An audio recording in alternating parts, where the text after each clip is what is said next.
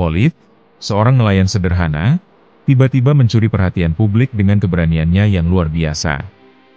Di tengah gelombang masalah yang melingkupinya, ia muncul sebagai sosok yang tak hanya berani, tetapi juga cerdas dalam mengartikulasikan argumennya. Khalid Miqdar menjadi salah satu tokoh yang vokal dalam mengkritik pembangunan pagar laut sepanjang 30,16 km di perairan Tangerang yang mulai dipasang pada tahun 2024. Khalid Miqdar bersama pejuang-pejuang nelayan Banten yang lainnya mengadakan pertemuan para pejabat daerah Provinsi Banten. Tujuannya adalah bagaimana hak ruang hidup para nelayan benar-benar dinikmati sebagai warisan leluhur. Dalam konteks ini, kita perlu memahami lebih dalam mengapa sosok seperti Khalid bisa muncul dan mendapatkan perhatian publik. Pertama-tama, keberaniannya mencerminkan realitas pahit yang dihadapi oleh banyak nelayan di Indonesia. Mereka seringkali terjebak dalam ketidakadilan yang dilakukan oleh korporasi besar yang mengeksploitasi sumber daya laut tanpa mempertimbangkan dampak sosialnya. Mari kita simak podcast Lugas TV program Meledak, Mengenal Lebih Dekat. Dengan tema, kembalikan ruang hidup kami sebagai warisan leluhur kami. Oke, selamat sore sahabat-sahabat Lugas TV dimanapun Anda berada. Luar biasa, sore hari ini di hari Jumat 19 September 2024 spesial dan luar biasa spesialnya sibuknya narasumber kita ini dan terkenal ya skala nasional ya beberapa bulan terakhir ini mungkin di media sosial televisi nasional juga muncul sosok dan narasumber kita yang kali ini yaitu dalam podcast Meledak Mengenal Lebih Dekat. Sebelum saya menyapa sahabat Lugas TV, menyapa narasumber kita, tentunya saya akan bacakan satu artikel untuk kita supaya bahan untuk bisa saya bertanya kepada narasumber saya. Nelayan Banten adalah penjaga Selat Sunda di masa lalu. Prajurit Mongol saat menyerang Jawa akan balas dendam karena utusannya dipotong kupingnya oleh Kartanegara. Namun Raden Wijaya menghancurkannya saat itu dengan membangkitkan seluruh kerajaan Pulau Jawa untuk menyerang. Nah, saat pelarian prajurit Mongol dari Singasari melalui Selat Sunda dihadang oleh nelayan Banten yang berkumpul di Merak, Anyer, Sumur dan sekitarnya. Sebagai pemilik sah Selat Sunda, jadi bila ada orang Cina atau keturunan Cina mengganggu Banten, darah itu mendidih kembali. Sedangkan suku Mongol adalah kelompok etnis utama di Asia Timur yang berasal dari wilayah Mongolia, Tiongkok. Publik mengetahui, bahkan masyarakat nelayan pada umumnya, siapa di balik pembangunan pagar laut. Tentunya yang digaungkan beberapa aktivis oleh narasumber kita itu kerap kali menyebut oligarki. Sebab itu, mari kita sambut narasumber kita. Apa kabar, Kang Khalid? Alhamdulillah, sehat. Dengan kesibukannya masih bisa menyempatkan di ujung Banten ini, di penyeberangan Merak Bakauheni. Oke, Kang Khalid, karena waktu berjalan silakan menyapa sahabat Lugas TV. Ya, terima kasih untuk kawan-kawan Lugas TV. Mudah-mudahan diberikan keselamatan dan kesejahteraan untuk semuanya. Dan jangan pernah patah semangat. Katakan yang benar itu benar, yang salah itu salah. Apapun resikonya. Terima kasih. Oke, luar biasa. Kita santai ya, Kang? Siap. Oke. Bisa diceritakan, Kang, dari kapan mulai pergerakan ini, kemudian apa saja tantangan dan problematika yang dihadapi oleh Kang Khalid dengan teman-teman? Ya. Ya, dimulai dari ketika saya mencari ikan di wilayah perairan Pontang, Tirtayasa Tenara. Pada waktu itu ikannya agak berkurang, mungkin karena persoalan cuaca ataupun apa. Sampai akhirnya kemudian saya mencoba untuk mencari ke wilayah perairan Tangerang, yaitu pasnya di wilayah Keronjo sana. Nah, kemudian karena memang saya itu jaraknya jauh untuk menempuh balik lagi pulang ke Pontang, sehingga saya mencoba untuk bersinggah dulu di Pulau Cangkir. Pulau Cangkir. Nah, celakanya pas hari mulai gelap, maghrib gitu kan, saya kesulitan untuk menempuh daratan karena memang banyak pagar tuh awalnya kan, awalnya itu.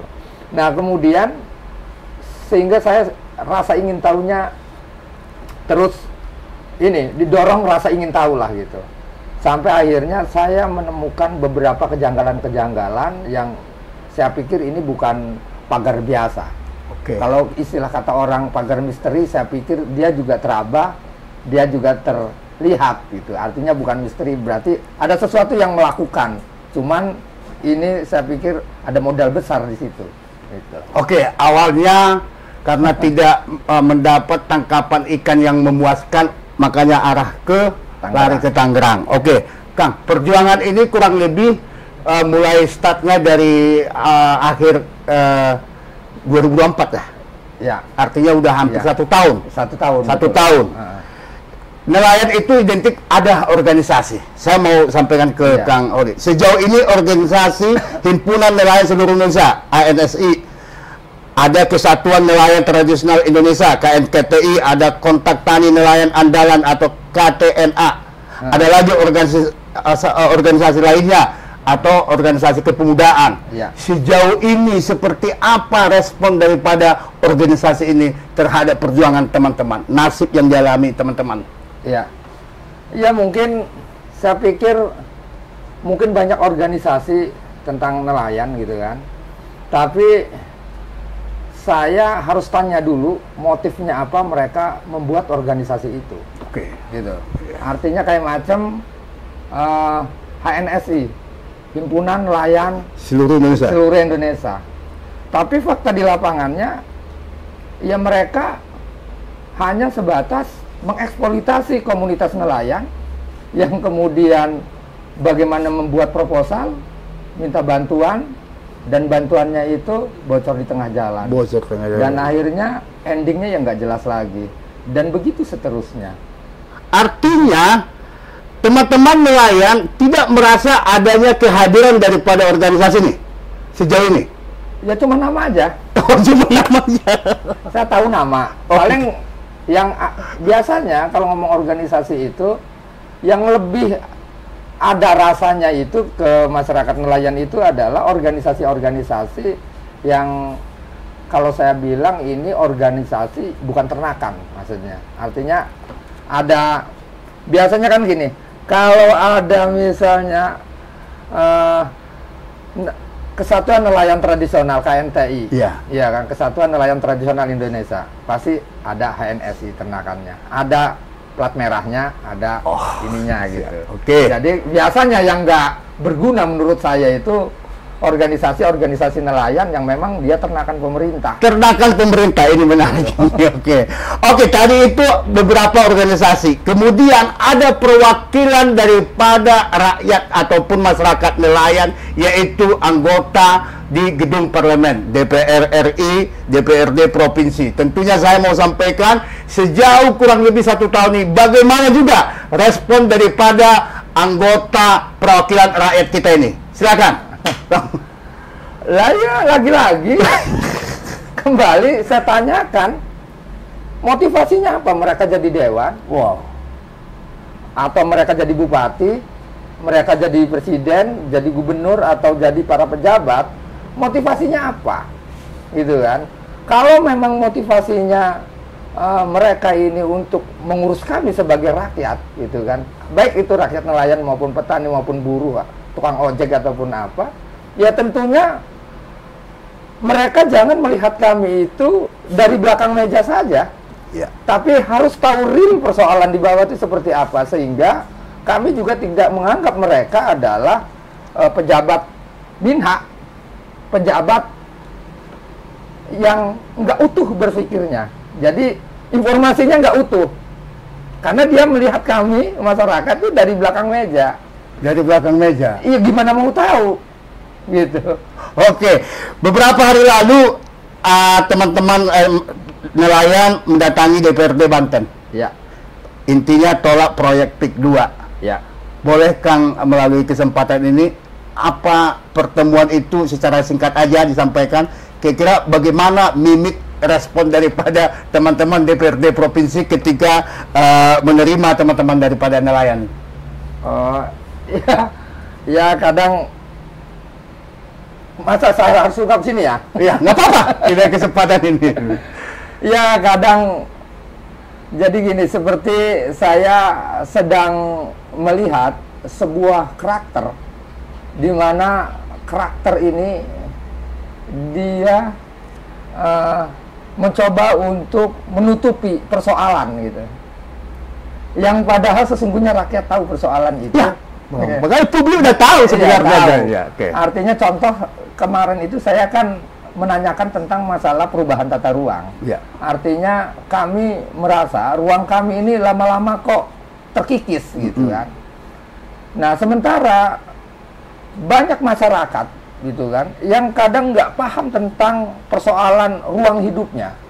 Terus kemudian kami yang sedikit pengetahuan ini mengetahui bagaimana pentingnya tata ruang gitu.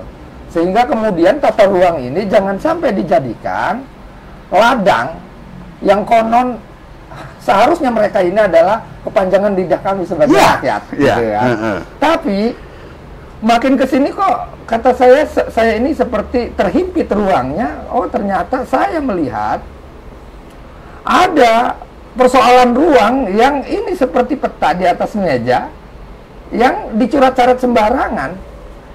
Artinya dicoret-coret sembarangan dia tidak lebih mengindahkan satu ekologinya, terus kemudian rona lingkungannya, kemudian apa saja makhluk hidup yang ada di atas ruang itu. Kalau ngomong manusia berarti bagaimana persoalan hubungan sosialnya. Ada budaya bertani di situ, ada budaya nelayan di situ. Terus ada persoalan ekonomi, dan ini kan harus dikaji detail. Kalau menurut saya, pandangan saya ya, nggak tahu juga kalau mungkin kalau kita share juga pandangan ini buat mereka yang sudah tanggung duduk di kursi yang empuk, ber-AC, kemudian masa iya saya bisa berharap kepada mereka, sementara saya pikir kalau bahasa pontangnya mah akale wis kehordeng ya. Akalnya terhordeng. Oke. Oleh keindahan keempukan itu. Ya, menurut data yang kami peroleh, jumlah nelayan yang ada di Banten ini kurang lebih 31.500. Ini jumlah yang sangat besar, Kang Olik. Ya, artinya hidupnya itu 95% itu dengan nelayan dengan jaring yang sederhana, artinya jaring yang kecil, nelayan kecil lah. Iya. Kepada pemerintah seharusnya harus respon, ini jumlah yang sangat cukup besar ini. Ini data dari 2025. Kemudian saya mau tadi udah arah organisasi anggota DPR, sekarang ke pihak eksekutif nih, Kementerian KKP, Kementerian Agraria atau BPN ataupun aparat kepolisian sejauh ini bagaimana responnya kurang lebih 1 tahun terhadap teman-teman nelayan? Lah harusnya ketika ramai ada persoalan ruang nelayan yang diganggu, harusnya gercep dong Menteri, gitu kan? Lah ini sebaliknya kadang-kadang gitu, artinya kurang gercep. Kurang gercepnya artinya sesungguhnya sebelum ramai terkait masalah kembali ke pagar laut atau persoalan misalnya ada tambang di tengah laut ataupun apa, harusnya ketika kita mengadu ke daerah, terutama ya kelautan dan perikanan daerah, nggak mesti harus ke pusat-pusat gitu kan, karena kami orang daerah harus ke pusat itu kan minimal saya harus bawa 2 bus itu nyaternya berapa, belum minumnya, makannya, itu juga kan kita harus mengeluarkan kos yang seharusnya kita buat beli beras. Kita disibukkan hanya sebatas ingin menyuarakan persoalan. Padahal sebenarnya cukup putus ketika kita mendatangi ke daerah. Iya. Tapi lagi-lagi daerah juga kadang tidak berdaya untuk berbuat sesuatu atau memberikan solusi ketika kami sebagai nelayan ada masalah di lapangan. Ya lagi-lagi mereka bilang ya ini persoalan pusat. Lah, kalau semuanya persoalan pusat, lah gunanya apa mereka ini di daerah? Ya mendingan berhenti aja kan, nggak ada guna kan? Siap. Oh, seharusnya kayak macam aturan dari pusat bahwa harus mengikuti, masa iya daerah harus mengikuti pusat, yang pusat nggak tahu persoalan daerah gitu. Ya. Tadi Kang Holi sudah membahas tentang Perda Tata Ruang. Ya, ini berjanji akan bahas tentang tata ruang ya Pak, kemarin pertemuan itu ya. Iya. Itu hanya berjanji. Jawabannya kira-kira kapan lagi datang ke sana? Ya kan kemarin itu sebenarnya kita udah kasih draft untuk menandatangani perjanjian-perjanjian yang memang itu buat saya ya harus dibatalkan gitu kan. Tapi sepertinya karena Ketua Dewan pada waktu itu dia nggak mau bertindak sepihak ya secara person, walaupun ya sebenarnya mah kalau memang nggak mau seperti itu harusnya menerima kita kan secara dewan-dewan yang lain juga harus hadir secara fraksi gitu kan.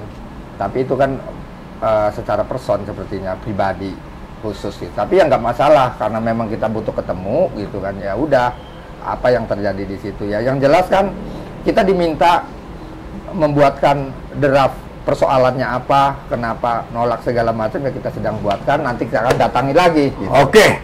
Gitu. Sahabat Lukas TV dari DPRD, DPRI, perwakilan kita mengatakan hanya di balik meja. Eksekutif melalui kementerian yang terkait sampai ke gubernur sepertinya kurang gercep ketika persoalan ini lagi rame-ramenya. Berharap Kang Holi dengan teman-temannya sudah ada titik hasilnya, namun sejauh ini sepertinya belum ada tanda-tanda. Terkait tema kita Kang Holi, kembalikan ruang hidup kami sebagai warisan leluhur kami. Bisa dijelaskan maksud tema kita ini ke sahabat Lukas TV, khususnya ke masyarakat Banten umumnya? Ya, ya kan kalau ketika ngomong bicara ruang hidup gitu kan, kita dulu diwarisi ruang hidup itu ya satu daerah kelautan dan kedua pertanian. Kenapa ada seorang raja yang namanya Sultan Ageng Tirtayasa? Sultan Ageng Tirtayasa itu dijuluki yang artinya adalah air yang mengalir. Oh, mereka membuat sebuah metode teknologi sampai buat bikin kincir angin yang sekarang metode itu juga diadopsi oleh Belanda. Holland sana. Dan itu oleh Sultan Ageng Tirtayasa.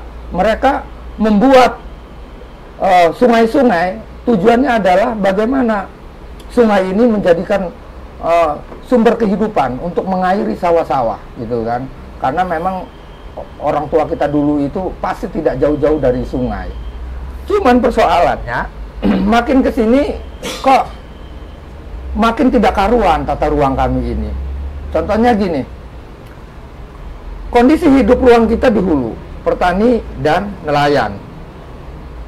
Dulu wilayah Cikande sana, Serang Timur atau Hulu Jaya sana, itu nggak ada industri pabrik misalnya Indah Kiat, pabrik kertas segala macam. Dikomas gitu, segala macam gitu ya. Walaupun mereka jaraknya jauh, minimal kencingnya juga mempengaruhi ruang kami di sana. Iya, wilayah tambaknya juga berkurang, kemudian kan hasil udangnya segala macam gitu kan.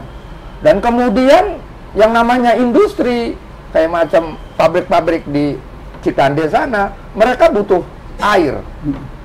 Walaupun mereka juga membuat lubang-lubang air di air bawah tanah gitu kan. Yang kita juga nggak tahu itu lapornya seperti apa, ngebornya 10 bilangnya 5 gitu kan. Biar mengurangi pajak sama itu juga kan belum detail, kita harus investigasi kan. Belum lagi persoalan air yang ada di permukaan sungai gitu kan. Nah, sungai ini kan juga mereka butuh air untuk mengolah bahan bakunya ini. Nah, akhirnya banyak perebutan air di wilayah sungai ini sehingga kadang persawahan kita kadang tidak jelas keperuntukan hak atas airnya. Karena wilayah pemerintah daerah juga belum pernah tuh saya mendengar membuat perda bagaimana pemerintah membuat aturan perda hak atas air bagi petani. Gitu kan. Tapi yang ada itu, yang semakin sedikit ruang hidup petani nelayan ini, kok malah sekarang makin mau persempit gitu kan. Tinggal satu-satunya wilayah Banten Utara itu petani nelayan itu Tangerang sana ya, wilayah utaranya sampai Tenara, Tirtayasa, Pontang. Ini wilayah agraris nih, wilayah pertanian, perikanan nih. Lah kemudian tiba-tiba mau dirubah lagi. Lah kalau perubahan tata ruang ini tidak mengindahkan detail tata ruangnya, dampak-dampak di ke depan hari gitu kan. Minimal kan kalau misalnya per 20 tahun dampak negatif positifnya lebih banyak mana gitu. Kalau saya berpikir jangan hanya dihitung 20 tahun efek negatif positifnya, tapi seumur hidup manusia 80 tahun lah kan. Karena manusia itu umurnya 80 tahun meninggal kan. Nah, maksudnya manfaatnya mudaratnya seperti apa? Ini harus dikaji gitu kan. Jangan kemudian ketika ada perubahan ruang di satu wilayah, ini juga akan mengganggu ruang yang lainnya. Contoh misalnya, krisis pangan bisa terjadi. Perubahan sosial juga akan terjadi. Sudut pandang berpikir manusia lokal juga terjadi. Yang tadinya budayanya bertani, nelayan juga berubah. Nah, ketika perubahan-perubahan ini, apakah mereka berpikir tentang itu? Gitu kan. Sementara leluhur kami mewariskan petani dan nelayan ini. Faktanya kami bisa bergenerasi saat ini. Tapi ketika di saat zaman saya ini, justru malah saya melihat ke depannya ini kok seperti nggak jelas gitu. Nggak jelas konsep seperti apa gitu. Masyarakat ini mau dijadikannya apa. Saya melihat itu. Oke, luar biasa. Kita kembali, artinya ke tema kita, Kang Khalid. Ada PIK 2, ya. Tentunya PIK 1 ada. Ya. Teman-teman nelayan, apakah waktu pembangunan PIK 1 sudah mengkaji akan dampak terhadap teman-teman nelayan dari PIK 1 itu? Ya. Artinya di isu-isu di internal lah gitu. Ya. Ada pembahasan nggak, Kang? Ya. Sebenarnya kalau kita ngomong PIK 1 dan kemudian PIK 2 juga sekarang yang sudah terjadi, kemudian dengan dalih PSN-nya mereka itu merayap, kemudian di Kampung Muara, Teluk Naga sana, terus kemudian sampai ke Pakuaji, terus sampai ke Kemeri, terus kemudian sampai ke Ronjo, sampai ke perbatasan Tenara, bahkan sampai mau ke Tenara, segala sampai ke Kabupaten Serang. Sekarang kita cegat kemudian loncat dengan judul menggelontorkan CSR ke Kota Serang, Sawah Luhur. Ini kan sudah kebaca gitu kan. Nah, artinya perjuangan kami sebenarnya itu bukan hanya kemarin saat ramai pagar laut, tapi juga kami sudah dihadapkan persoalan di tahun 2004 sampai 2016. Oh, 2004. 2004. 11 tahun yang lalu. Iya. Terkait wilayah ruang laut saya yang kemudian itu ditambang oleh satu perusahaan, beberapa perusahaan yang kemudian material pasirnya untuk nguruk di reklamasi Teluk Jakarta. 2004 sampai 2016. 2004 sampai 2016. Nah, walaupun dengan pertempuran gitu kan, artinya kelelahan, segala persoalan, ancaman, tawaran segala macam ya kan, atau hujatan atau ya jadi Kang Khalid sama teman-teman udah kurang lebih 20 tahun nih. 20 tahun. Iya. Kemudian alhamdulillah kita menangkan dengan gugatan PT UN, walaupun PT UN yang pertama kita kalah yang waktu masih di Bandung. Terus kemudian di Jakarta bareng-bareng dengan KNTI tadi, Kesatuan Nelayan Tradisional gitu kan. Ada teman-teman di sana. Nah, sampai akhirnya alhamdulillah pada waktu itu menang, walaupun memang ya artinya kemenangan di situ juga memang ada persoalan politik pada waktu itu, sehingga ada kesempatan. Gitu. Intinya teman-teman nelayan menang di pengadilan. Ya. Tapi kembali lagi di tahun 2024 ini. Iya. Jadi kembali lagi ketika kita menang di persoalan reklamasi Teluk Jakarta, gitu kan. Nah ternyata mereka ini oligarki ini merayap ke wilayah bagian daratnya. Dari mulai Dadap terus dan PIK 1. Makanya saya kaget ketika saya melihat bambu yang berjajar di laut ini juga ternyata ini ulahnya oligarki juga. Dan oligarki saya pikir ini musuh yang sama gitu kan, lawan yang sama lah gitu. Walaupun ketika saya ungkap persoalan ini, negara juga setengah hati untuk melakukan tindakan secara hukum kepada oligarki ini. Atau mungkin, ya tadi itu, jangan-jangan diam-diam negara sudah dicaplok oleh oligarki ini. Oke, tim persiapkan dulu untuk buat gambar sambil kita pertanyaan Kang Holid. Ya. Menurut Kang Holid, hal-hal apa saja yang perlu dilakukan oleh pemerintah maupun pihak terkait agar peninggalan leluhur tersebut dapat terus terawat, namun di sisi lain dapat bermanfaat bagi perekonomian masyarakat sekitar? Yang namanya pemerintah, ketika ini kita kembali ngebahas masalah tata ruang, pemerintah harus tahu ruang-ruang mana aja, sebutnya rona lingkungan ya. Ya. Di situ misalnya, oh di sini wilayahnya pertanian, ini nelayan, yang nggak boleh diganggu tuh ini. Ya kadang-kadang tata ruangnya belum berubah juga masih petani nelayan, banyak juga industri-industri berdiri, kemudian diam-diam kan masyarakat nggak tahu yang namanya perubahan tata ruang itu seperti apa, harusnya kan nggak tahu gitu. Nah kemudian pemerintah ini harus melakukan yang sebutnya partisipasi publik. Partisipasi publik harusnya. Walaupun artinya partisipasi publik ini enggak mesti harus apa yang disampaikan Pak Gubernur Andra Soni ya. Ya. Artinya ya partisipasi publik juga kan enggak mesti harus saya ngebawa 1.000 orang ke gedung katanya kan, beberapa orang yang kita ini persoalannya bukan di situ. Kita ini manusia, bukan objek mati. Gitu kan? Artinya jangan dipahami partisipasi publik ini adalah sosialisasi yang kemudian barangnya sudah jadi ditawarkan. Gitu kan? Nah, kemudian pemahaman sosialisasi ini juga ini bukan sosialisasi yang sesungguhnya, tapi adalah penggiringan sepihak. Ya. Gitu. Maksudnya partisipasi publik ini adalah kita sebagai manusia itu jangan dianggap objek mati. Jangan dihitung yang banyak yang menang. Jangan dihitung misalnya yang diundang orang-orang kaya saja, calo-calo tanah saja. Yang diundang kemudian oke, karena dia ada kepentingan jual beli tanah di situ. Kemudian dianggap sepakat oke. Tapi nilai berpikir, nilai pandangan masyarakat ini tentang ruang hidupnya.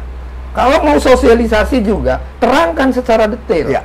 Ini yang tidak didapat teman-teman nelayan ya? Enggak didapat. Nggak dapat. Ini baik, ini buruk. Ya. Ini buruknya A, B, C, D, E, F sampai Z. Baiknya juga sampai Z. Kemudian sampai masyarakat bilang, saya tidak setuju. Oke. Karena banyak midarot gitu kan. Oke, Kang Holid. Jangan ngebodohi gitu. Ketika poster kita sudah posting di postingan di status kita, teman-teman daripada nelayan Bojonegara Pulau Ampel sangat mengapresiasi podcast kita ini. Dan apa yang diceritakan Kang Holid itu sama persis yang dialami oleh teman-teman kita nelayan yang ada di pesisir Bojonegara Pulau Ampel.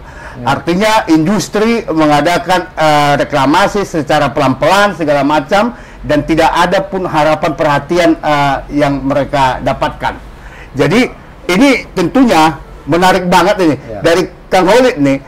Apa kedepannya perjuangan ini, seperti apa nanti ujung daripada perjuangan ini? Ya artinya kan gini, kita punya wakil rakyat namanya Dewan. Dewan ini mau jadi kepanjangan lidah kita enggak? Ya. Mau menjadi kepanjangan sudut pandang kita enggak? Kalau seandainya mereka ini juga saya anggap bukan kepanjangan kita, berarti kan mereka ini agen. Ya, ya. Gitu. Kalau ada seorang dewan yang tidak mengindahkan pemikiran masyarakat, tidak mementingkan, ya kalau kita tanya gini, perubahan tata ruang itu tujuannya untuk apa gak gitu kan? Oke. Untuk apa gak tujuannya? Oke, Kang Holid, kita kembali. Saya mau melihat foto. Kang Holid bisa menyampaikan pandangan Kang Holid terkait foto yang kami tayangkan ini. Iya. Iya. Silakan. Lah, saya mah tahu betul itu mah. Ya, kasih pandangannya seperti apa ini? Karena dia udah senyum sama Kang Holid nih. Saya melihat orang ini seperti saya melihat jurang tak berdasar. Jurang tak berdasar. Iya. Wah, Iya. Padahal pada umumnya jurang pasti ada Ada dasarnya. dasarnya. Oh. Dunia beserta isinya, ketika kita ceburkan ke jurang itu, tidak akan penuh. Oke, supaya tahu sahabat Lukas TV, 2004 dengan 2024 perusahaan yang sama kah? Atau berbeda? Sama. Sama. Sama. Oke, luar biasa. Satu kata buat sosok ini, foto ini. Iya. Dia tidak paham bahwa yang namanya hidup di dunia itu sementara. Sehingga dia seolah-olah hidup abadi. Oke, luar biasa. Saya tunjukkan lagi.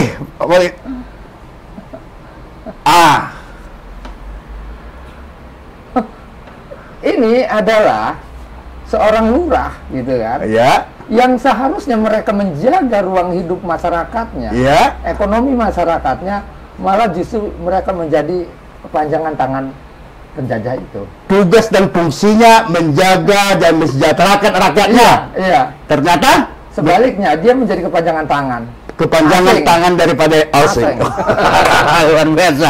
Oke, lanjut nih. Oke. Ini mungkin berbeda pandangan kali. Ya. Ya, kalau ini Pak Said Didu saya pikir ini orang-orang yang merdeka, orang yang berakal, sehingga dia tahu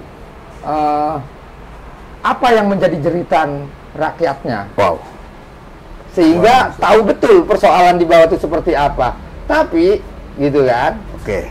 ya mungkin dia selalu ke bawah gitu, tahu persoalan jadi. Oke. Mungkin karena ada gangguan, saya akan tunjukkan dari HP aja. Berikutnya. Oh, kalau ini mah Jokowi itu. Iya. Jadi Jokowi itu saya kasih label. Iya. Jadi saya menemukan yang lagi rame-rame di apa namanya. Jadi narsistik gitu kan. Personality disorder. Jadi dia itu kalau saya lihat ya kalau lihat penyakit ini sesungguhnya ini adalah penyakit iblis. Yang suka memutarbalikkan fakta. Padahal dia yang aniaya, seolah-olah dia yang teraniaya. Oke, kita harus menyampaikan ke Kang Holid. 10 tahun pemerintahan beliau. Ya. Artinya tadi 2004 sudah melakukan oknum tadi, yaitu oligarki tadi, Ya. sudah melakukan kegiatan. Artinya dia masih belum menjabat pejabat. Artinya pejabat sebelum Pak Jokowi juga sudah melakukan hal yang sama dong. Iya. Ya cuman Jokowi lebih memperdalam luka. Lebih memperdalam. Memperdalam luka. Memperdalam luka. Memperdalam luka. Oke, luar biasa. Jadi termasuk persoalan PIK 2 juga ini juga kan bagian dari tukar guling mereka gitu. Oke. Tukar guling Jokowi gitu. Oke, berikutnya. Kang Holid. Oh, Pak Presiden. Ya, Pak Presiden, Pak Prabowo. ya. Iya. Apa tanggapannya? Ya Pak Presiden mau berjuang bersama rakyat atau tenggelam bersama penjajah? Mau berjuang sama rakyat Atau tenggelam bersama penjajah? Gitu aja. penjajah? Pak, mungkin masyarakat luas tahunya penjajah ya pada tahu penjajah saat ini kira-kira siapa? Kasih pandangan dulu, Pak. Penjajah saat ini jangan diartikan dengan dulu seperti VOC Belanda. Ya.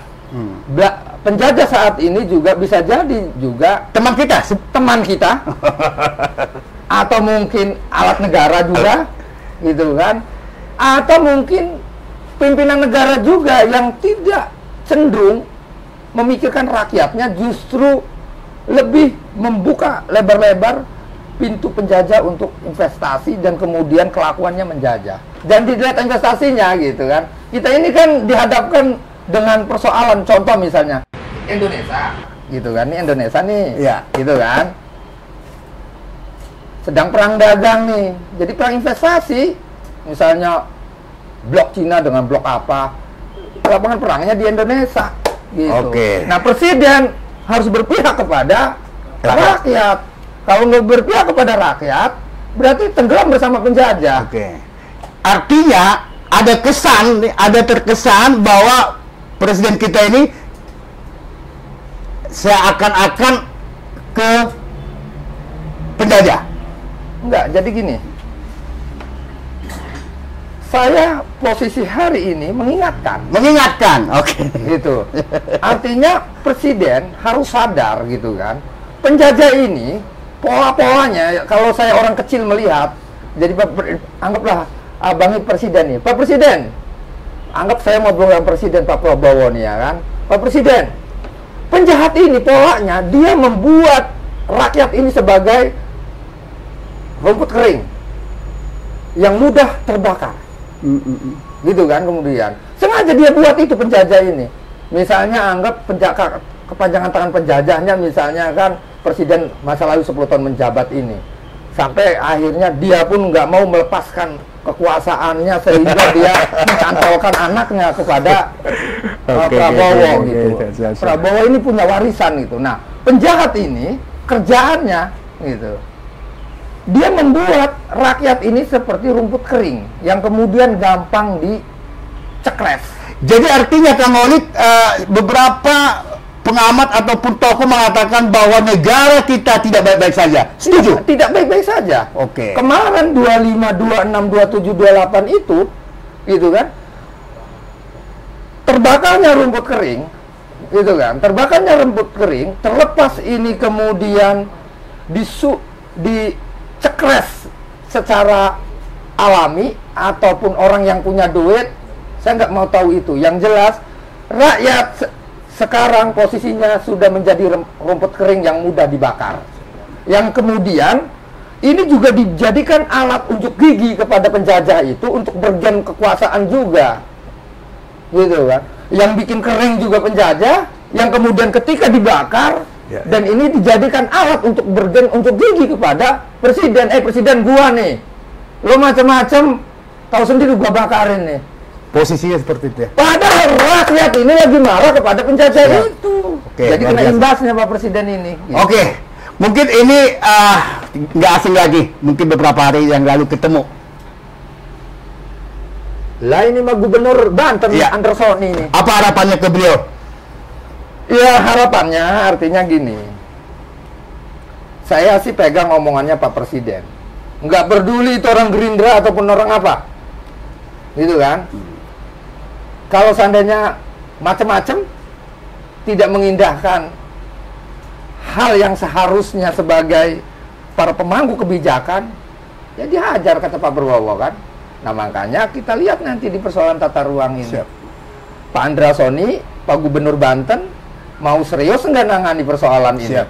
Kalau seandainya nggak serius, artinya ya nggak terang-terangan aja kita makan gitu sebagai rakyat. Mau di pihak penjajah atau di pihak rakyat itu aja. Oke. Udah hitam atau putih itu Siap. aja. Hitam atau putih luar biasa nih kepada pemangku daerah provinsi Banten khususnya Pak Gubernur dengan wakilnya dan semua jajarannya khususnya dinas yang terkait untuk permohonan daripada Perda Tata Ruang ya. Apa tadi kata Kang Olik? Mau hitam atau putih? Kira-kira gitu ya? Itu aja, terang-terangan aja, jangan pura-pura lah gitu. Oke, luar biasa. Yang terakhir nih Kang Olik, mungkin sahabatnya. Oh iya, Mahesa. Oke, siap. Apa nih tanggapan terkait sosok ini? Ya, terlepas baik dan buruk, Mahesa itu artinya sama meneriakan tolak PIK 2. Ya. Terlepas kemudian kepentingan apa, saya nggak mau tahu itu. Yang jelas, lawannya musuh saya adalah kawan. Dan kawannya musuh saya adalah lawan. Itu aja sih. Gitu. Kemudian masalah karakter, ya memang beda-beda gitu.